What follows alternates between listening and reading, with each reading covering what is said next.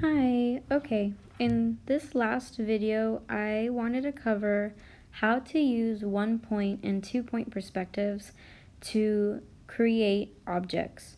So in the artistic industry, artists often use cubes, which are easily manipulated by perspective, to kind of base their design when they're using very dynamic shots.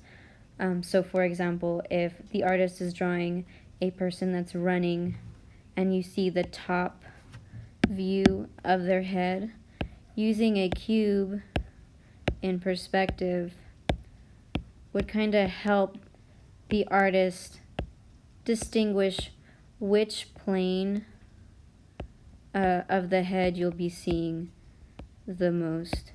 Does that kind of make sense? If that's an ear, these are his eyes. We see the top of the head.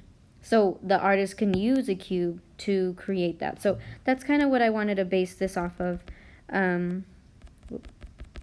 is that you can use cubes to create your designs. So in your homework assignment, you're going to be tasked to create 10 objects in perspective. So just like our other two assignments, I want you to drop your horizon line, label it H, and I'm going to go ahead and start off with 1-point perspective, and I'm going to create my vanishing point right in the middle, and I'm going to call it V1, just like the other times. Okay? I'm going to make this in a lighter color, so I'm going to go ahead and make it in gray.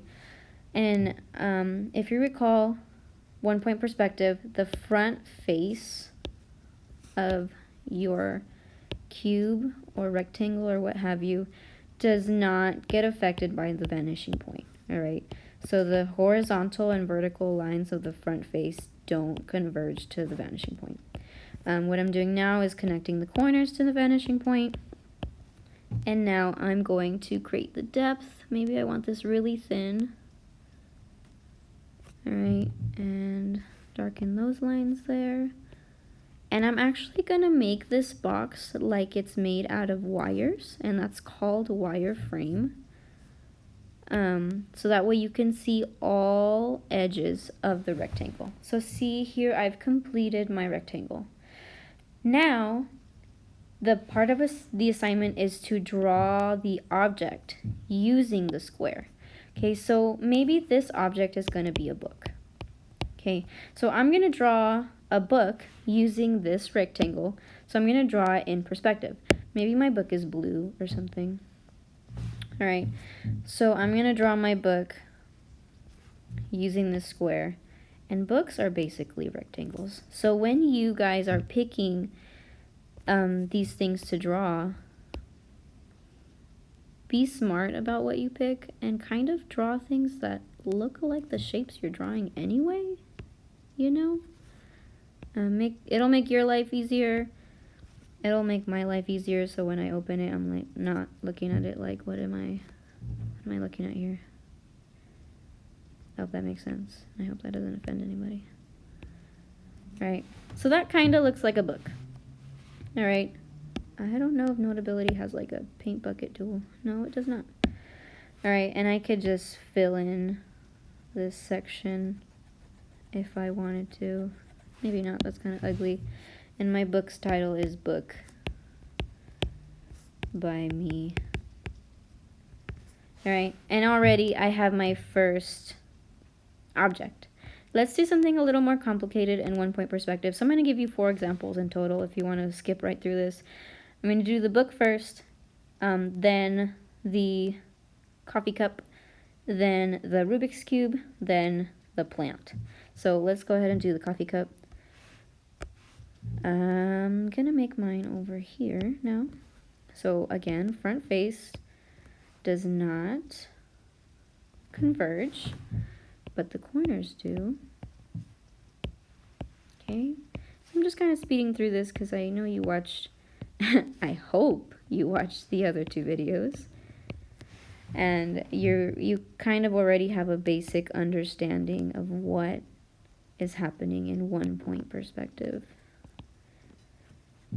Alright, if I'm going too fast for you, I'm sorry. Go back to the videos of 1-point perspective and 2-point perspective and rewatch them and kind of draw along with them. Maybe it'll make more sense. All right, so I'm going to use this cube. So I'm going to draw more of a mug instead of a coffee cup.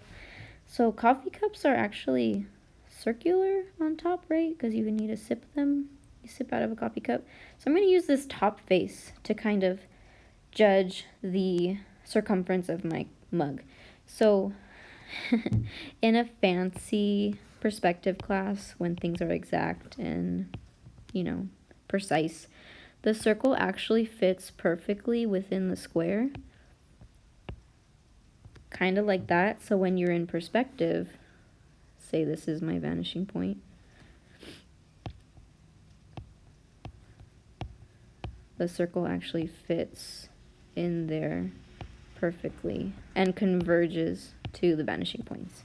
So that's kind of what I'm going for. So I'm using this top plane to do that exact thing. So I just drew a circle inside my top plane. Next, I'm going to create the height of my cup. And I'm going to stop right where this bottom plane is because that bottom plane tells me where the bottom is. And I'm going to start to curve like most coffee cups do. And I'm going to create the round bottoms because usually coffee cups that have a round top have a round bottom. And my handle doesn't even have to fit inside my cube. So I'm actually going to put my handle outside the cube. That was awful. Right? And voila, we have a coffee cup. Coffee. Right? So I just created another object in 1-point perspective. All right?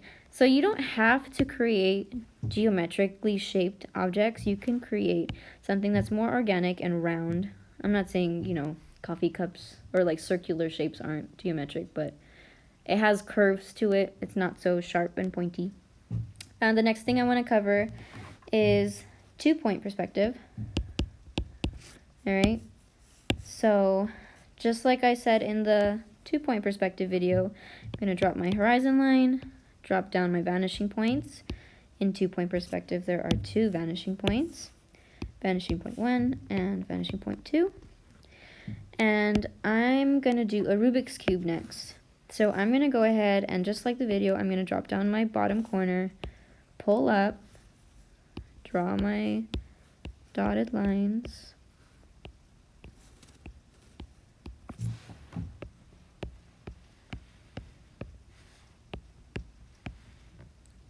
Oops, that's okay. And I'm going to try to make this as perfect of a square as possible. So maybe it's along those lines.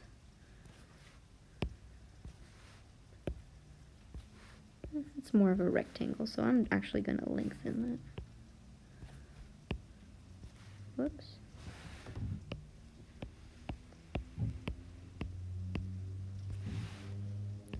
It's still rectangular.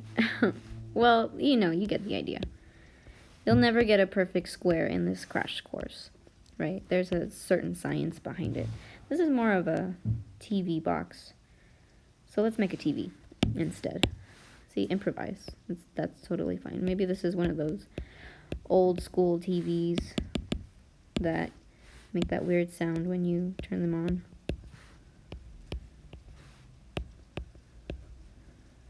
It's got a little shine to it. I don't know.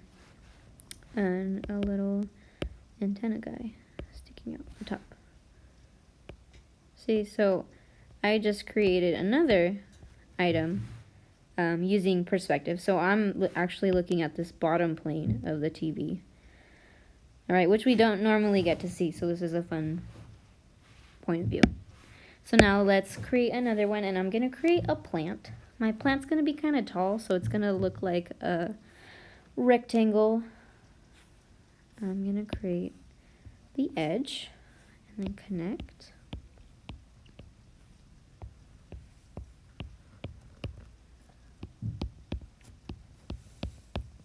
I want it to be that wide.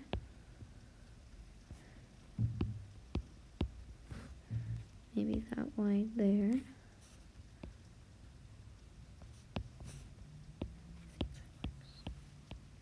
Yeah, that's fine. Right, I'm gonna actually create my wire frame.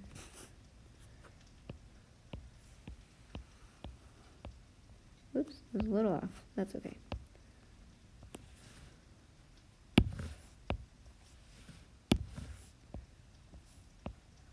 Something like that. Alright, so I'm gonna make my plant. I'm thinking, I don't know, just a plant. Maybe my little pot is blue. Any square. It's a square pot. Planter, sorry.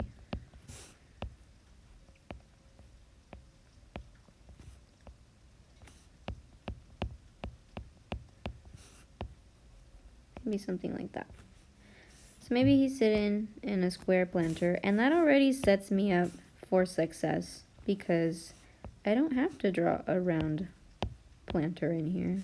That would be extra work. You guys aren't about extra work. I already know you. Alright, so I'm going to draw my leaves, right? And I'm just going based off of the shape of my cube. So this whole idea is to create objects in these perspectives. And, you know, we don't need crazy perspectives for things like these leaves, right? The planter box was the most important part. So pick and choose what you feel like is the most important and the most effective use of perspective when you're drawing out these objects. So for example, if you wanted to draw like your dog would be kind of hard to draw in a perspective, especially if you're like up here. So pick things that are simplistic, like a tissue box or a water bottle, your iPad, a telephone, if people still have those. I don't know, a cereal box, a jar, hand sanitizer, because that's everywhere right now, a bucket, you know, I could go on and on. But pick and choose what you think would work best. All right, guys, I hope this was useful, you know, and I hope you guys have fun with this assignment. Go crazy. Good luck.